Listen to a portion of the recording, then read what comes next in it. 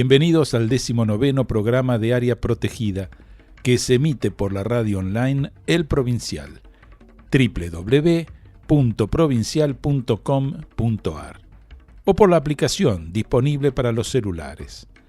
Para comunicarse con nosotros, correo electrónico areaprotegida2022@gmail.com o a nuestro WhatsApp más 549 221 614 6590. Repito, más 549 221 614 6590. Nuestras redes sociales, Facebook e Instagram como Área Protegida 2022. Ya disponen de trivias sobre patrimonio en Instagram para aprender, pero de una forma muy entretenida. ¿Qué tal, Rubén? ¿Cómo estás? ¿Qué tal, Rodolfo? Bien, como siempre, con entusiasmo. Cada vez me da más entusiasmo trabajar en esto que estamos haciendo, porque, bueno, hoy vamos a abrir el juego un poquito a un gran amigo que es José de Noderflich y que trabaja fuertemente en la región latinoamericana. Es decir, que vamos a tener nuestro primer programa internacional. Sí, por ahora, y bueno, no quiero generar expectativas, pero tenemos ya algunos inicios de gestiones con otros colegas de Latinoamérica, que es lo que nosotros cuando empezamos con este proyecto, quisimos darle la voz a, bueno, obviamente a colegas de nuestro país, del interior y por supuesto de Latinoamérica. Vamos a hacer una pausa musical con el tema Canción para Mañana, del álbum Abrazo de Hermanos, de Pedro Aznar, Argentina, y Manuel García, Chile.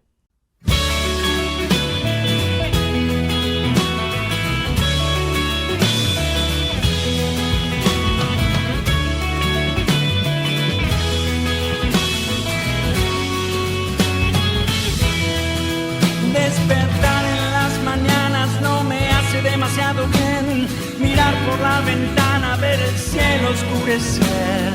Pasearme por la calle, que la gente pueda ver la montaña de tristezas que dejaste amanecer. La ciudad en que marchaste, las piedras que tiré, el sueño que mataste, la herida que sangré. Odié los uniformes, los verdugos de cuartel. La lucha lleva a cuestas la esperanza del atardecer. Mañana habrá promesas en mi puerta para abrir. Mañana habrá una lágrima en mis ojos para abrir. Los viejos son de lo peor, nunca tuvieron una pizca de razón. Pero a mí los años no me hicieron muy feliz. Recordar es un paso en falso más. Y quien quiere mirarse en un espejo que no quebrará. Mañana habrá promesas en mi puerta para abrir.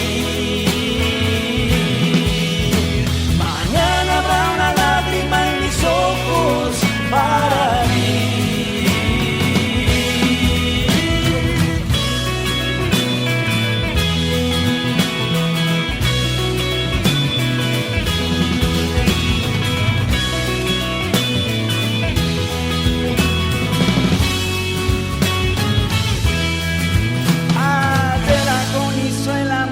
Con camisas que escoger, un par de gafas para ver lo que mañana pueda aparecer.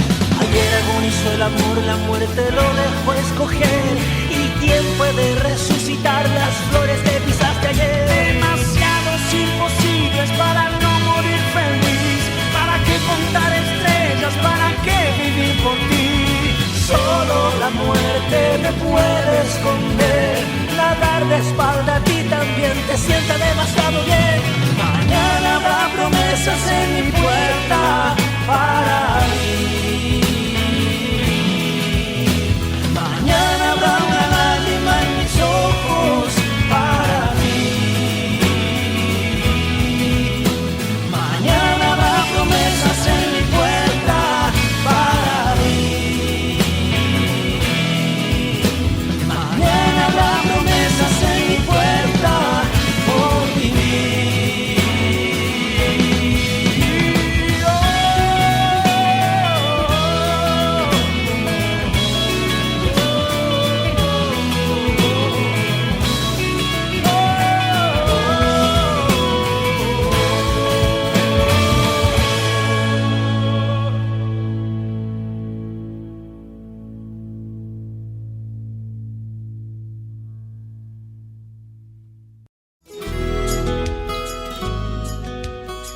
Estás escuchando Área Protegida por el Provincial Radio, con Rubén Mera y Rodolfo Giunta.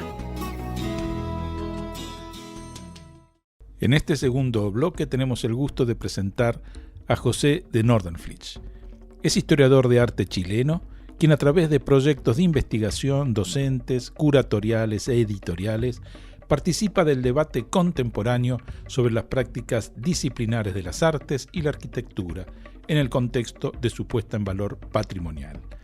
Doctor en Historia del Arte por la Universidad de Granada, profesor titular y director del Departamento de Artes Integradas de la Universidad de Playa Ancha, Valparaíso, Chile, además de profesor adjunto de la Escuela de Arquitectura de la Pontificia Universidad Católica de Chile, además de ser profesor visitante en varias universidades chilenas, americanas y europeas.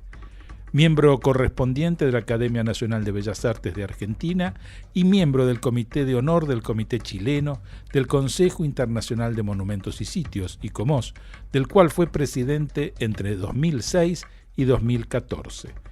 Es autor de una centena de artículos, ensayos y catálogos de arte, arquitectura y patrimonio, además de autor y coautor de una decena de libros, entre los que destacan Patrimonio Local, 2004, Post-Patrimonio, 2012, Patrimonial, 2017 y el volumen colectivo Estudios Patrimoniales del 2018.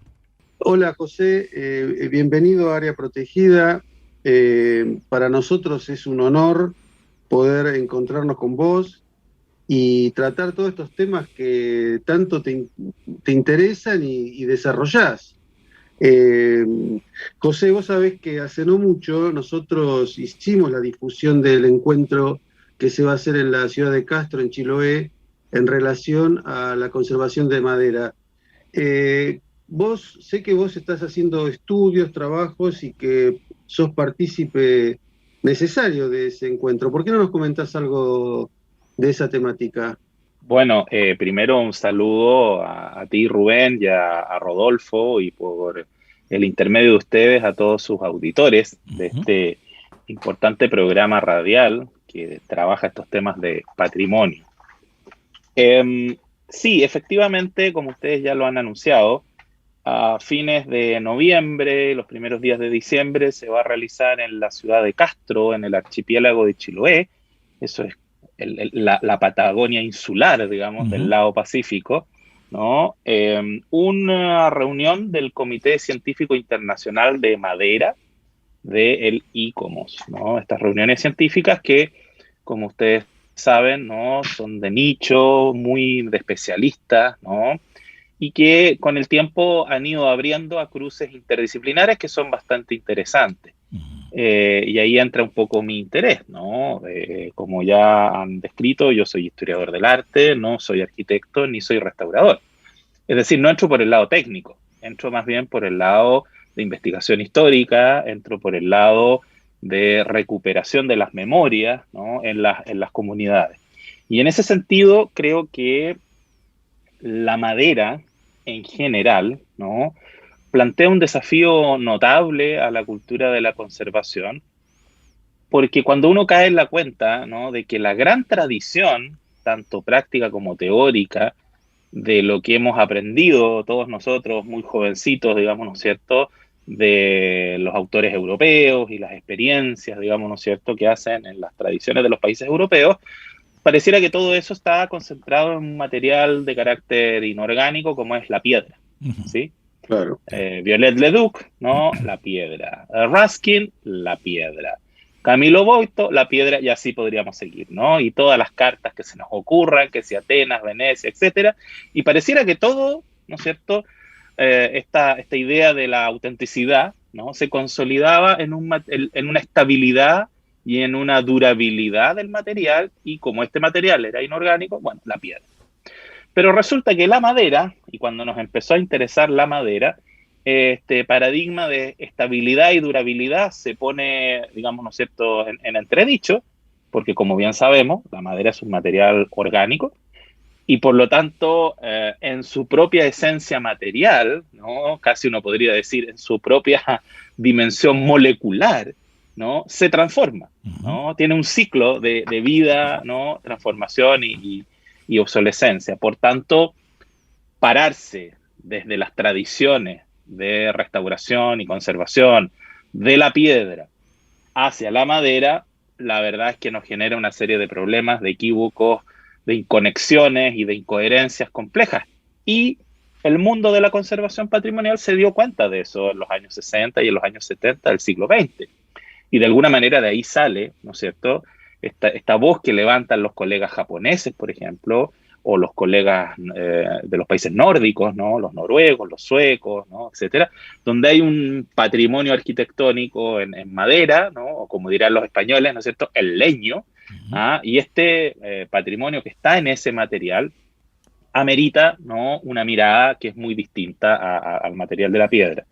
Dicho esto, ¿no?, ya desde hace varias décadas a esta parte, este comité científico de patrimonio en madera del ICOMOS ha venido trabajando fundamentalmente en temas técnicos, ¿no?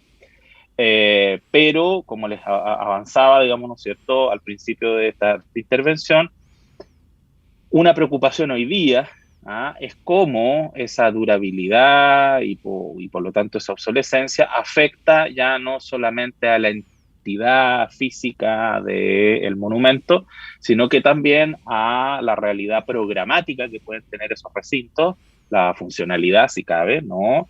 Y cómo siguen vigentes para lo que fueron, ¿no es cierto?, diseñados. Y estamos pensando en tipologías muy particulares que en el caso de Chiloé tienen además el reconocimiento de ser un sitio inscrito en la lista de Patrimonio Mundial.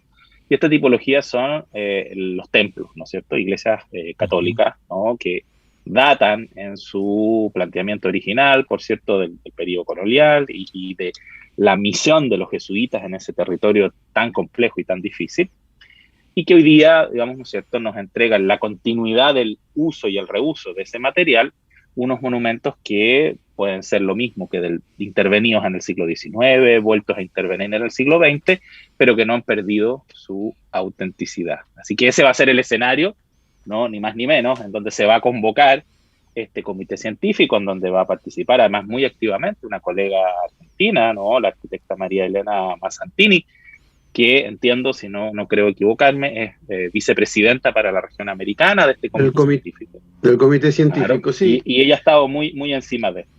Incluso esto que decís, yo creo que también viene bien aclararlo para los oyentes, porque el tema de la autenticidad, que es un tema eje para los restauradores, ¿no?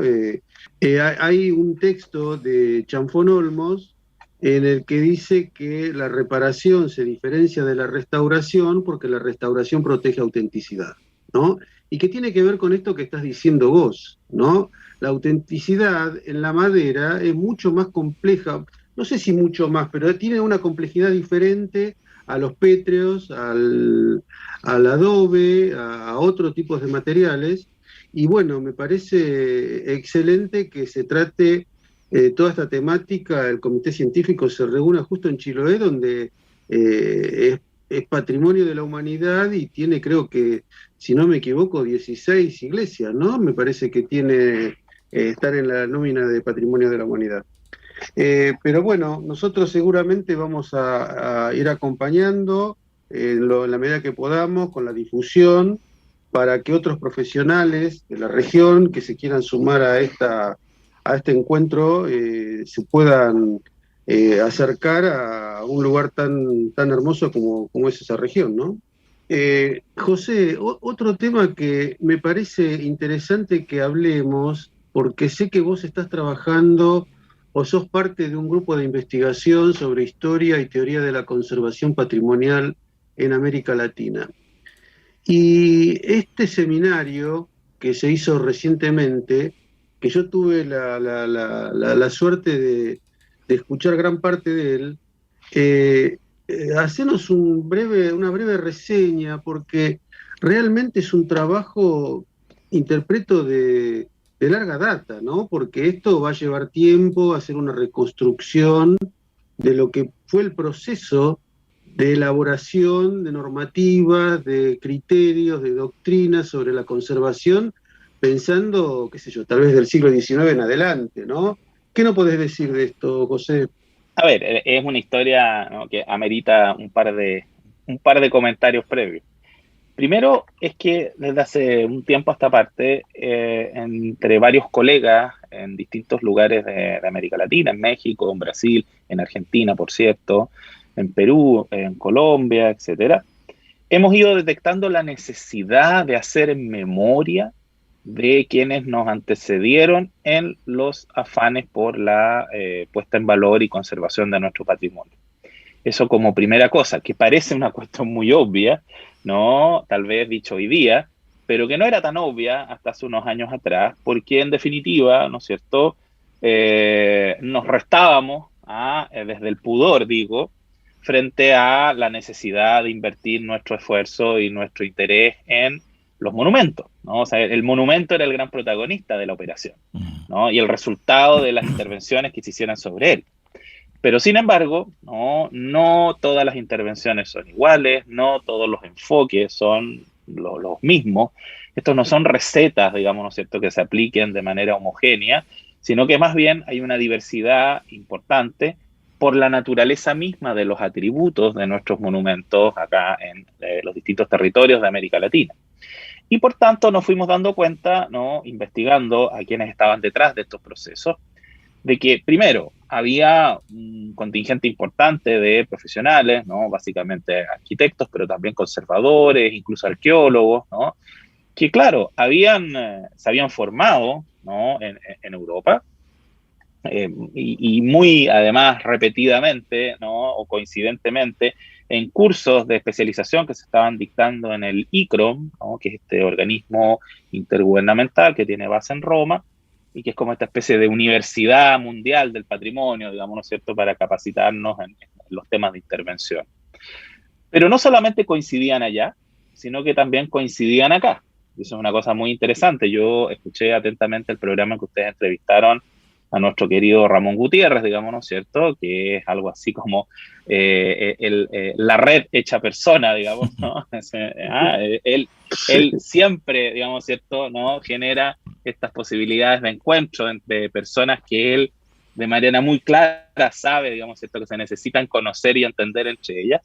Pues bien, escuchando a Ramón, digamos, ¿no es cierto?, uno se da cuenta que, claro, en los años 60, 70, ¿no?, hace 40, 50 años atrás, generar esos intercambios acá, en el territorio americano, fíjate lo que voy a decir, era mucho más difícil que llegar a juntarse o encontrarse en un seminario que se hacía en Madrid, en Roma o en otro lugar. Por la sencilla razón de que nuestras relaciones, ¿no es cierto?, antes, por supuesto, del Internet, ¿no?, y todas estas redes telemáticas que hoy día disponemos, era complicado, no era llegar y viajar de Buenos Aires a Guatemala, ¿no? De hecho, a lo mejor me equivoco, digamos, ¿cierto?, pero dificulto que hoy día exista vuelo directo, ¿no?, entre Ciudad de Guatemala y Buenos Aires, por ejemplo, ¿te fijas? Entonces, somos un continente muy, muy grande, muy complejo, ¿no? Hay ciertas centralidades y ciertos destinos más o menos coincidentes, que lo mismo puede ser Buenos Aires, lo mismo que puede ser Ciudad de México, pero una gran parte de este gran continente nos dificulta encontrarnos. Entonces nos encontrábamos allá. Pero no porque quisiéramos, y ese es un punto que siempre insiste Ramón, no porque quisiéramos ser europeístas o ser europeizados, digamos, sino que porque allí nos daban las facilidades para encontrarnos. Una cosa muy curiosa. Y lo tercero dice relación ya con el modo en que los profesionales y los distintos especialistas que han intervenido en nuestro patrimonio adoptan y adaptan todas esas herramientas aprendidas, ¿no? Entonces tú llegas acá al caso a caso, digamos, ¿no es cierto?, ya al diagnóstico específico sobre la obra que te toca intervenir, con las condiciones que existan en los distintos lugares, y todas las grandes teorías, que si de Brandi o de Paul Philippot, o de quien fuera, digamos, ¿no es cierto?, tu referente, tenías simplemente, digamos, ¿no es cierto?, que saber adaptarlas, porque de otro modo, digamos, ¿no es cierto?, los resultados no iban a ser muy venturosos, digamos, ¿no?, pongámoslo así. Entonces, di una vuelta un poco larga, pero esta vuelta larga, digamos, ¿no es cierto?, tiene que ver con lo que tú me preguntabas. Hoy día existe, ¿no?, investigadores, investigadoras, ¿no?, repartidas, digamos, ¿cierto?, por distintos lugares, en general universidades, en América, que están investigando estas historias, que están levantando estas memorias. Y en concreto, en plena pandemia, en los momentos más oscuros, si cabe, de la pandemia, con un querido colega de Brasil, de la Universidad Federal de Bahía, un gran arquitecto, Osvaldo Andrade, ¿no?, conversamos en la soledad del Zoom, ¿no?, oye, aprovechemos estos tiempos, ¿no?, aprovechemos el Zoom y pongámonos a conversar en unas especies de tertulias virtuales, digamos, ¿no es cierto? Claro. Y se nos une a esa conversación una conservadora, de formación de arqueóloga, digamos, ¿cierto?, de origen, que es Valerie Magar, mexicana, que trabajó durante muchos años en el Instituto Nacional de Antropología e Historia, pero que hace unos años está trabajando en el ICROM.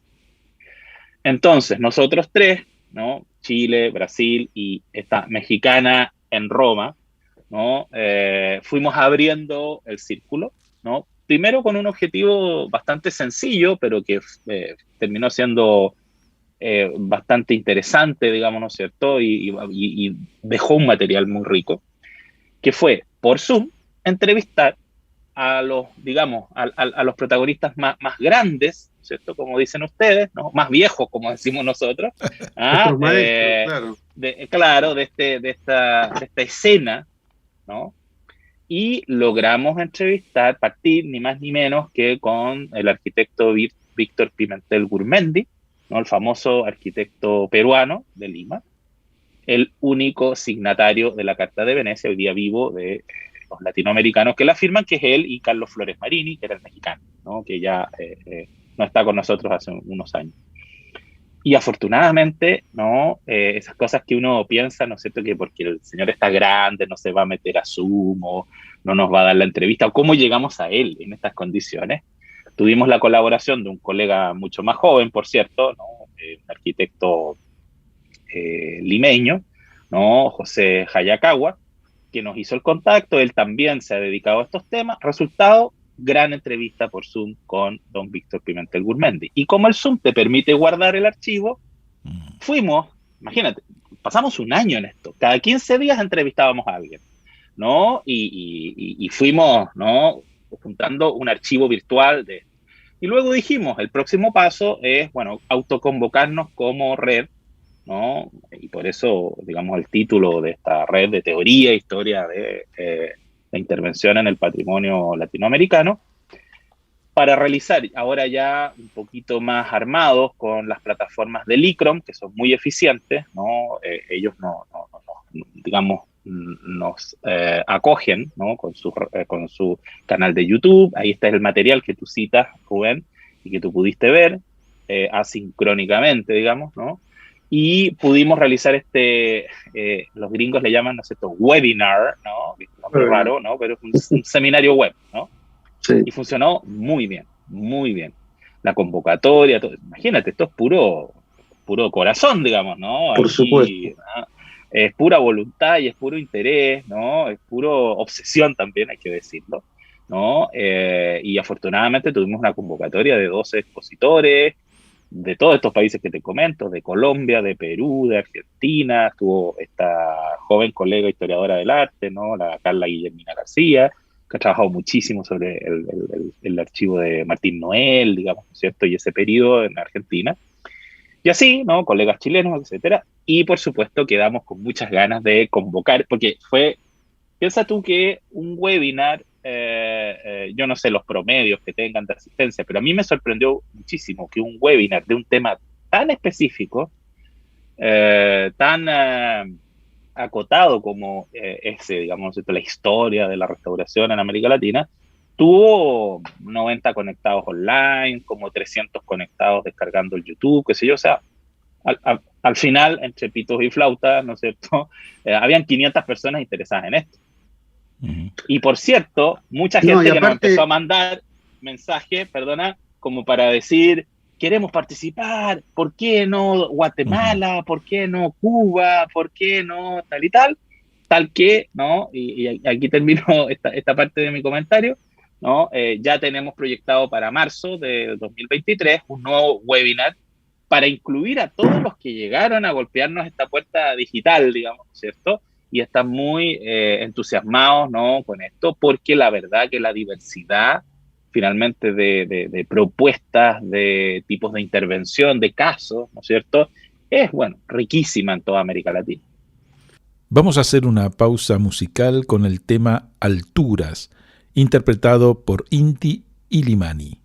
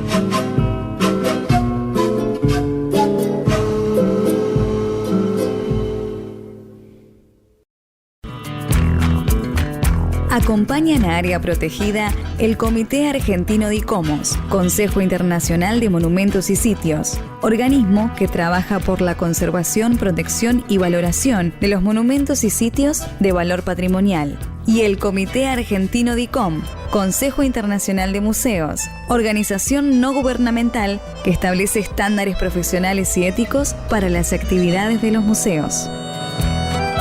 CICOP, Centro Internacional para la Conservación del Patrimonio, organización no gubernamental que desde hace 30 años trabaja en pos del conocimiento y conservación del patrimonio cultural. Damos inicio a este tercer bloque de Área Protegida con la presencia de José de Nordenflich, de Chile, es decir, que nos está ilustrando acerca de las actividades que está haciendo respecto de la conservación del patrimonio. Nos hablaba, por un lado, de todo el tema de la madera, tema interesante realmente si lo hay, pero también de estos congresos y reuniones que se están haciendo en función de la conservación.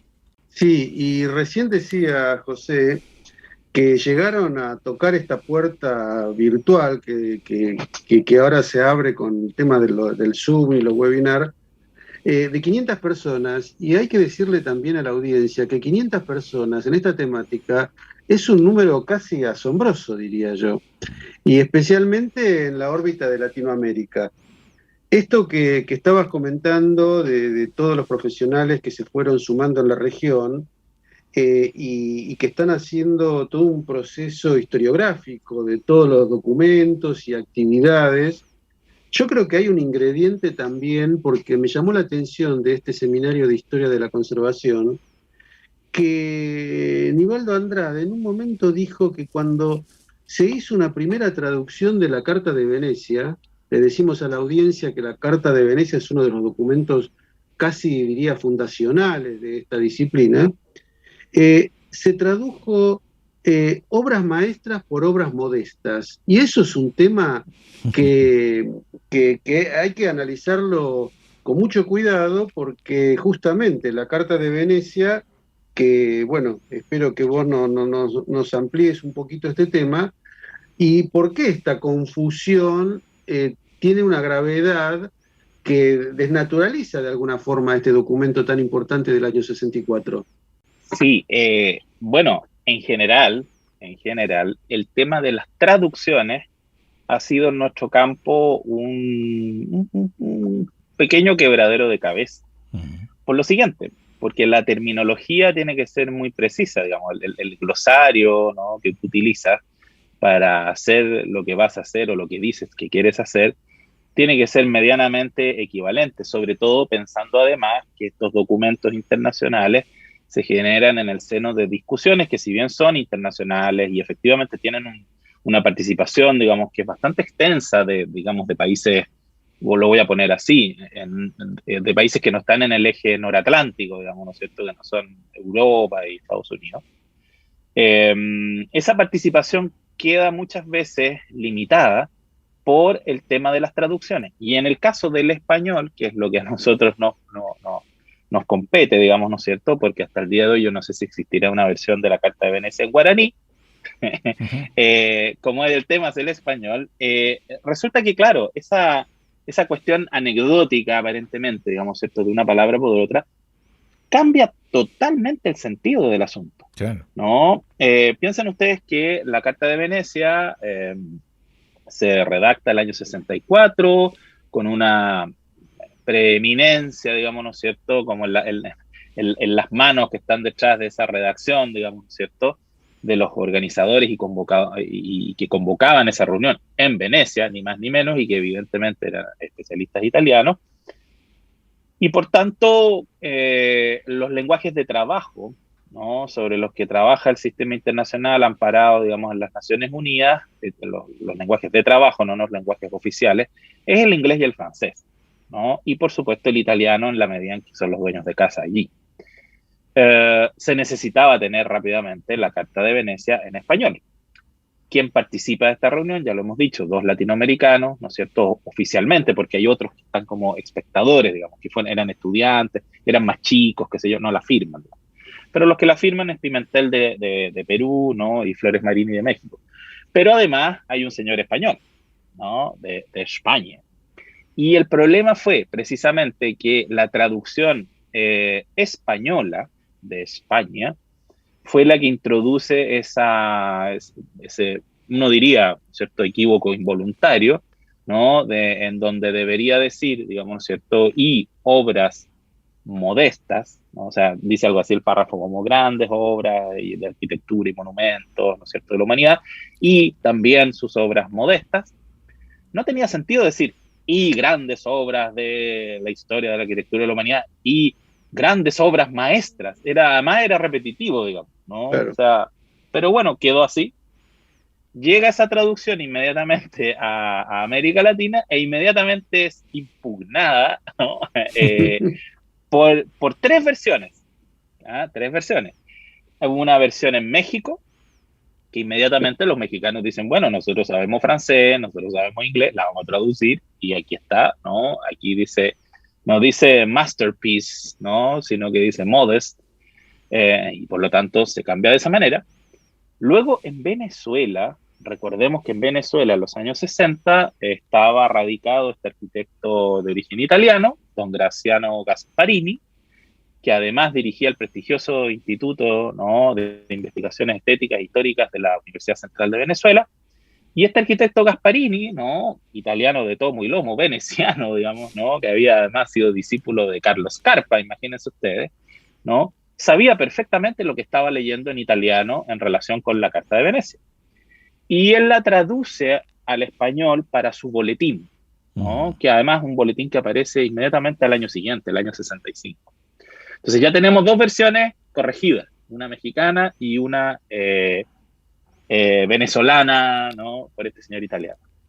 Y ahí viene, la tercera es argentina, ¿no?, que también se corrige, ¿no? Yo recuerdo, y claro, como yo soy un señor que en los años 60 ni había nacido, digamos, pues soy un poquito más joven, por supuesto yo esas las conocí mucho después. Yo la primera versión corregida de la Carta de Venecia, ¿no?, que conocí fue una versión que se hizo, creo, ¿no?, ahí seguro que algún auditor argentino va a saltar a corregirme, pero creo que es del 85, 86, ¿no?, que hace el ICOMOS de Argentina. Y corrigen y además comentan aquello. De hecho, el desaparecido, ¿no?, nuestro querido Carlos Pernó, el arquitecto, que fue además presidente de ICOMOS Argentina y vicepresidente del área americana, por eso yo lo conocí bastante. Cuando yo lo conocí a principios de los 90, ¿no?, inmediatamente me dijo, oye, ¿tú sabes qué? En Argentina hemos traducido correctamente, hemos corregido este error de los españoles, ¿no? Y él estaba muy orgulloso de que en el boletín del ICOMOS Argentina, lo pueden chequear, ¿no?, haya venido esa edición corregida. Pero bueno, todo esto suena como unas lindas anécdotas, pero tiene una cosa de fondo que es importante y que creo yo, y quiero como subrayarlo. La intervención en el patrimonio es una operación intelectual, no es solo una operación técnica. O sea, lo técnico está al servicio de, son las herramientas. Y como es una operación intelectual, por supuesto que las palabras importan mucho, y por eso que los conceptos importan mucho, y por eso que los modos en que se traduce la teoría europea, internacional o de donde venga, ¿no?, es algo que no solamente es como una anécdota, como un detalle, digamos, como una cosa así de ser hiper riguroso, digamos, ¿no?, sino que a estas alturas yo creo que ya es básico. Y por eso que, y conocemos, ¿no es cierto?, hay muchas ediciones en distintos lugares de nuestros países, de las cartas de ICOMOS, de los documentos internacionales, qué sé yo, que utilizan nuestros estudiantes en sus momentos formativos, y es muy importante que conozcan esa documentación, como diría un abogado, deontológica, ¿no? Que esa documentación, que es del deber ser, de los principios fundamentales, ¿no?, sea lo más rigurosamente posible expresada en nuestros idiomas, ¿no? Y en este caso, ¿no es cierto?, en el español, y lo mismo dirán los colegas brasileños con el portugués, ¿no? Yeah. Anda a saber tú qué líos hay ahí. Yo ahí me declaro incompetente, no me he metido a estudiar la cosa en portugués, ¿no? Pero es bastante lógico pensar, ¿no?, que ese tipo de operaciones de traducción, por supuesto que concentraron a nuestros ancestros, a nuestros maestros, digamos, ¿no es cierto?, y los tuvieron muy concentrados en las primeras, ¿no es cierto?, estas décadas de los 60 y los 70, y toda esta historia, ¿no es cierto?, en que nos hemos abocado a investigar, ¿no?, tiene que ver un poco también con eso. Es decir, ¿para qué hacer la historia de solo para contar anécdotas? ¿Solo para divertirnos, digamos, ¿no es cierto?, ¿no?, en las noches de invierno? No, queremos saber la historia de, para saber exactamente de dónde venimos y desde qué lugar estamos, ¿no es cierto?, para intervenir nuestro patrimonio y que ese patrimonio finalmente tenga futuro, digamos. Y también lo que tenemos que recordarle o ilustrar de alguna forma al oyente es que cuando nosotros hablamos de la Carta de Venecia o los documentos de Nara o la Carta de Atenas, que son el resultado, es el corolario de una reunión de expertos que tratan un determinado tema, como puede ser la autenticidad, la intervención en paisajes históricos, bueno, no importa, cualquiera de esas temáticas, y que eso es la materia prima con la que después trabajan los investigadores, con los que trabajan los estudiosos, para después poder trasladarlo a lo que decís vos, una herramienta para la intervención. A mí me parece que este seminario de Historia de la Conservación del Patrimonio Edificado en América Latina y el Caribe, que se hizo recientemente, produce una cantidad de información absolutamente valiosa para nosotros, porque es como que tenemos nuestra propia mirada de lo que pasa en el tema de la restauración, y de alguna forma, y no porque no es necesaria ni útil, pero la mirada europea es la mirada europea, y nosotros ahora estamos de alguna forma construyendo nuestra propia identidad, y tal vez, decime vos si me equivoco, tal vez nuestras propias teorías y más adaptadas a nuestras regiones. Bueno, ese es un punto muy relevante, creo yo, digamos, ¿no? Y aquí, a riesgo de ser muy autorreferente, sí me gustaría comentar una cosa, digamos, ¿no? Que es poco conocida. Cuando el año 1994 se hizo esta reunión en la ciudad del sur de Japón, en Nara, convocada por un especialista noruego, ojo, ¿no?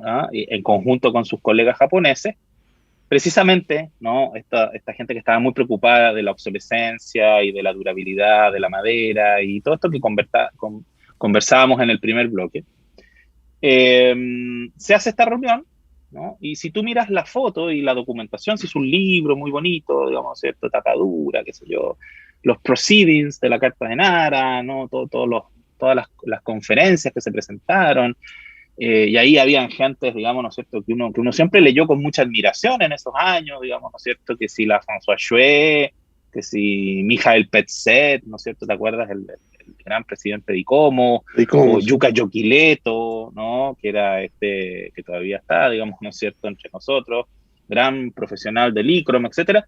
Y uno miraba a todos estos señores para arriba, así como diciendo, bueno, estos son grandes, ¿no?, de la conservación y la restauración.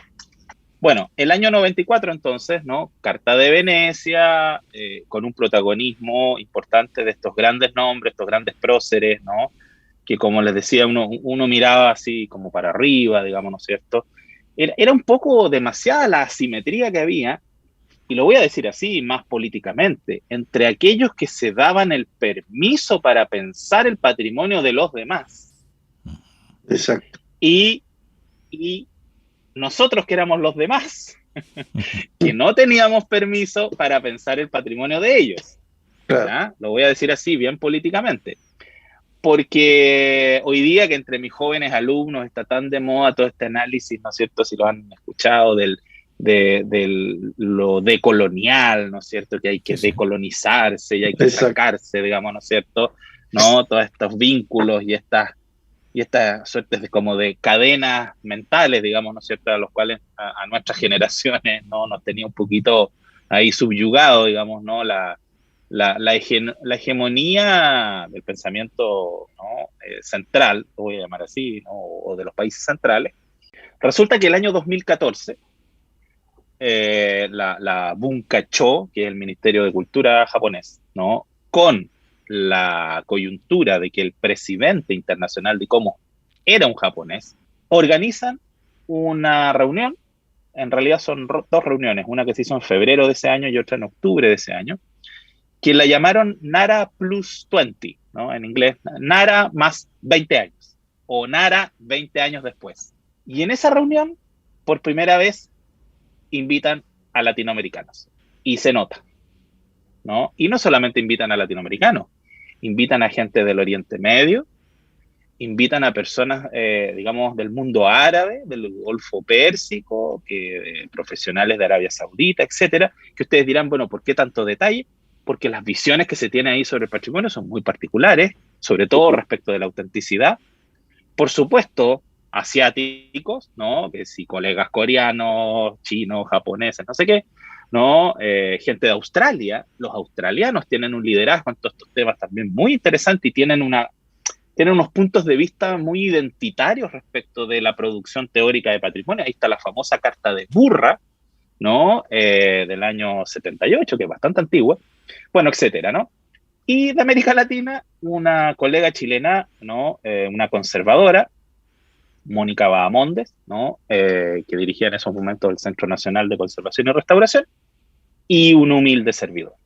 ¿no? Entonces, vamos los dos chilenitos a esta reunión, ¿no? Y claro, donde nos ponen micrófono hablamos, ¿no? Entonces, y fue muy interesante las dinámicas, porque así como las dinámicas que uno haría, digamos, ¿no es cierto?, en cualquiera de nuestros seminarios, tantos seminarios y congresos que hemos estado con Rubén, ¿no? Que nos vamos a sentar ahora por grupos, ¿no? Pero cada grupo tiene que haber, en mi grupo había un señor de Zimbabue, un señor de Israel, una señora de Nueva Zelanda, los dos chilenos, qué sé yo. Entonces, ya no estás pensando así asimétricamente esta relación norte-sur, sino que estás pensando en términos lo más horizontales posibles, donde el colega de Zimbabue, por supuesto que era un genio, donde el colega de Israel, también un tipo súper capo, digamos, ¿no? La colega de Nueva Zelanda también, ¿no? O sea, gente que le ponía cabeza, ¿no? Y que estaba muy abierta a entender que al frente tenía a un sudamericano o no sé qué, etc. De eso apareció un documento, por supuesto, ¿no? Un documento que también tuvo su pequeña polémica porque de buenas a primeras el ICOMOS no lo aceptó como una carta. ¿Ah? Ojo con eso, pero existe, ¿no? Y que es algo así como las conclusiones o el documento de NARA Plus 20 o NARA más 20. Y este es mi último comentario de eso, digamos, ¿no es cierto?, ¿no?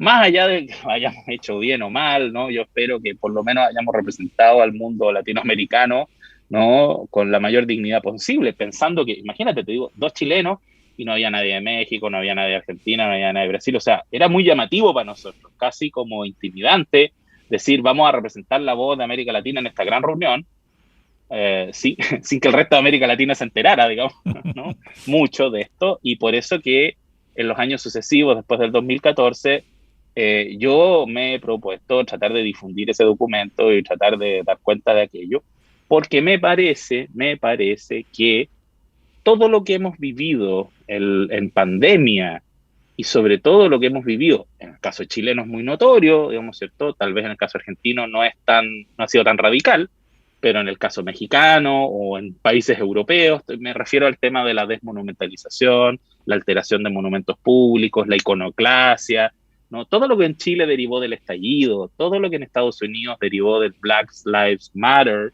¿no? Todo lo que, no sé, vieron esas imágenes, ¿no es cierto?, dieron vuelta al mundo, en Bélgica, que tiraban abajo las estatuas del rey Leopoldo, o etcétera.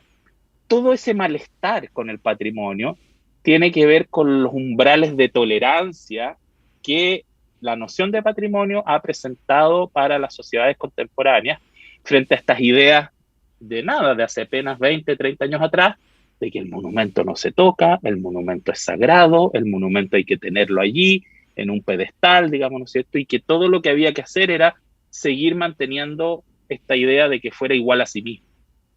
A lo mejor hoy día, lo planteo en condicional, el mundo de la conservación está muy abierto a entender que eso de que el monumento o el patrimonio siempre sea igual a sí mismo, en virtud de las capacidades técnicas que podamos invertir en él, es olvidarse, ¿no?, de que el patrimonio no solamente son atributos materiales, sino que también valores. ¿Y qué derecho tengo yo como restaurador para definir los valores que ese objeto tiene para el resto de la sociedad? Y eso es una cuestión en conjunto, ¿no? Es un trabajo con las comunidades, es un trabajo, pero no porque sea una cosa declarativa que suene bonita, ¿no?, sino que es realmente, ¿no?, el futuro de ese patrimonio solamente se va a definir en la medida en que tenga valor para alguien, para alguienes, ¿no?, para un conjunto. Si no, me temo que tanto porque los descuidemos, no invirtamos en ellos, ¿no es cierto?, o tengamos así como estos arrebatos políticos de ir a derribarlos, o piensen ustedes, digamos, ¿cierto?, ¿no?, que les diré respecto de toda la polémica que se generó por los traslados de los colones, ¿no?, y tal y tal, ¿no? Entonces, fíjense en la que estamos, ¿no? O sea, al tema que entramos, ¿no? Aparentemente un tema nada que ver, ¿no?, pero que yo creo que es un tema súper interesante en donde nosotros como latinoamericanos tenemos mucho que decir. Y eso hay que pensarlo, ¿no? Hay que ordenarlo, hay que sistematizarlo. Entonces, ¿por qué me interesa lo que se pensaba hace 50 años atrás? Porque tiene un eco en lo que yo quiero pensar hoy día como profesional, de cara a mi realidad y a mi contexto. Vamos a hacer una pausa musical con el tema Casamiento de Negros, de Violeta Parra.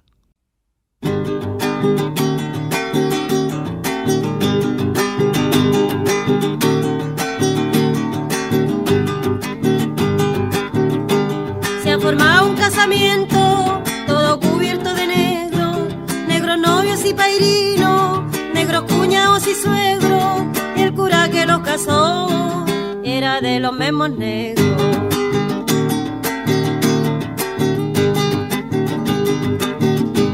Cuando empezaron la fiesta, pusieron un mantel negro, luego llegaron al postre, se sirvieron higos secos y se fueron a acostar debajo de un cielo negro.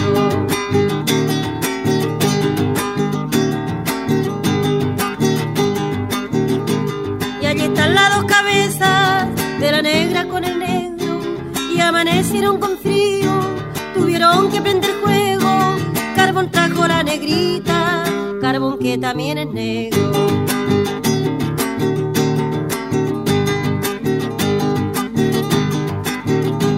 Algo le duele a la negra, vino el médico del pueblo, recetó emplasto de barro, pero del barro más negro, que le dieran a la negra zumo de maquí del cerro.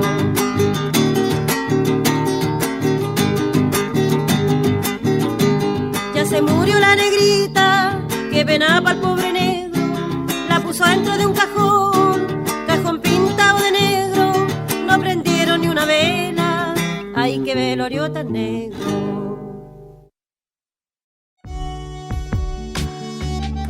Estás escuchando Área Protegida por el Provincial Radio Online con Rubén Vera y Rodolfo Giunta.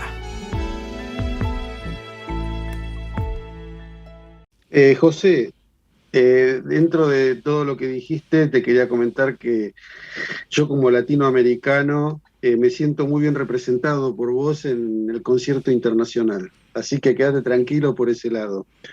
Pero también es interesante esto que estás planteando, porque es una forma de desarticular, de alguna forma, hay temas ideológicos que hay atrás de la conservación y de la terminología y los glosarios, que bueno, tenemos que de una vez por todas fomentar y acompañar esto que ustedes empezaron, las reuniones de expertos y científicos latinoamericanos, para poder empezar a armar un corpus propio y bueno, ponernos a la par o por lo menos discutir determinados temas con los países centrales.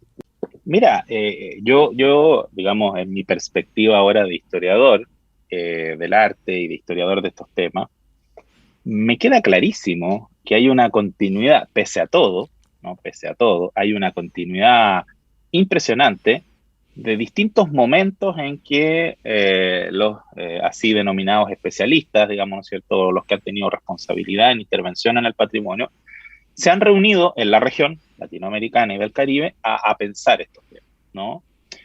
Y para no alargar mucho, te daría tres ejemplos muy concretos, digamos, de distintos momentos históricos. Tal vez el más antiguo sea la Carta de Quito, ¿no? Recordemos que en 1977 se reúnen al amparo de la OEA en la ciudad de Quito, ¿no? Y con una gestión muy incidente, digamos, ¿no es cierto?, de un funcionario allí del PNUD, que era Silvio Mutal, ¿no?, que es como el que le pone ahí el motor a esa reunión. Pero si tú ves la foto de la reunión, de Argentina, ¿quién estaba? Por supuesto que Ramón, don Alberto de Paula, claro, ¿no? Imagínate qué lujo, ¿no? Porque digamos, tanto Ramón como Alberto de Paula, no es que sean así teoréticos de último minuto, no, son personas que en base a conocimiento histórico, fundado, ¿no?, opinan lo que opinan, ¿ya? Y recuerdo también, ¿no es cierto?, en el caso de México, en esa misma foto de los participantes de esa Carta de Quito del año 77, aparece Carlos Flores Marini de México, aparece de Chile Rodrigo Márquez de la Plata, bueno, etcétera, ¿no? Eso como una primera cosa. ¿Y por qué es tan importante la Carta de Quito? Bueno, porque ni más ni menos lo que hace es que adopta y adapta las conclusiones de la Carta de Ámsterdam del año 75, del Año Europeo del Patrimonio, en donde, entre muchas cosas, se introduce un concepto muy fuerte y que para América Latina es muy, muy incidente, y que es que como una de las grandes estrategias de intervención en el patrimonio, había que ir poniendo en paralelo a la restauración la rehabilitación. Y ahí aparece en el escritorio de todos, en el radar de todos, ¿no es cierto?, este concepto de que en esos momentos era la rehabilitación, que no es otra cosa que poner el foco en las personas más que en los materiales, digamos. ¿No? El objeto arquitectónico. El objeto. Ese uno, fíjate, ¿no? Fíjate qué importante, ¿no? Otro momento que recuerdo vívidamente, porque ese sí, yo era chico, pero participaba, digamos, ¿no es cierto?, ahí de atrás. El año 94 hemos dicho lo de la Carta de Nara, ¿no? El impacto que tuvo la Carta de Nara en nuestra región fue interesante porque se hicieron dos grandes reuniones, una en Brasilia. En esa época estaba, que lo hemos mencionado, Carlos Pernod, digamos, como vicepresidente de América, qué sé yo, estaba Susana Sampaio, que era esta presidenta del ICOMOS Brasil, etcétera. Había un liderazgo fuerte en los países sudamericanos, ¿no?, respecto del área de Latinoamérica. Y en esta reunión en Brasilia se hace, y lo pueden encontrar, la Carta de Brasilia del año 95. Y esa Carta de Brasilia no es otra cosa que la adaptación y adoptación, ¿no?, sigo con el juego de palabras, de la Carta de Nara del 94. Claro. Y luego con eso, el ICOMOS de Estados Unidos, el año 96, convoca una gran reunión, ¿no?, y se hace la Carta de San Antonio, el 96, qué sé yo, que eso también, sí, todos estos documentos quedaron en la trazabilidad de la historia de cómo América Latina pensó la autenticidad. Yo te digo, dificulto que haya otra región del mundo que haya hecho dos grandes reuniones con dos documentos sobre la autenticidad solo pensado desde esa región. No sé si existe para el caso africano o para el caso, no sé, del sudeste asiático, etcétera. ¿Te fijas? O sea, claro, en general nosotros somos un poquito autoflagelantes de decir, oh, no tenemos nada, hay que hacerlo todo, somos unos ignorantes, no sé qué historia, ¿no? Pero resulta que hemos hecho algo, ¿no? Y ese algo, en la medida en que se historie, digamos, ¿no es cierto?, que se recoge y que se narre, ¿no?, va a ser muy incidente. Y lo último... Toma su dimensión. Sí. Y en la misma línea, ¿no?, el año 2000, a ver si me acuerdo bien, 2006, 2007, en México, ¿no?, bajo la organización del INAH, ¿no?, el Instituto Nacional de Antropología e Historia, y particularmente una unidad del INAH muy activa en esos momentos, ¿no?, todavía lo sigue siendo, que es la Dirección de Patrimonio Mundial, con el celebérrimo arquitecto Francisco López Morales a cargo, ¿no?, Pancho López Morales.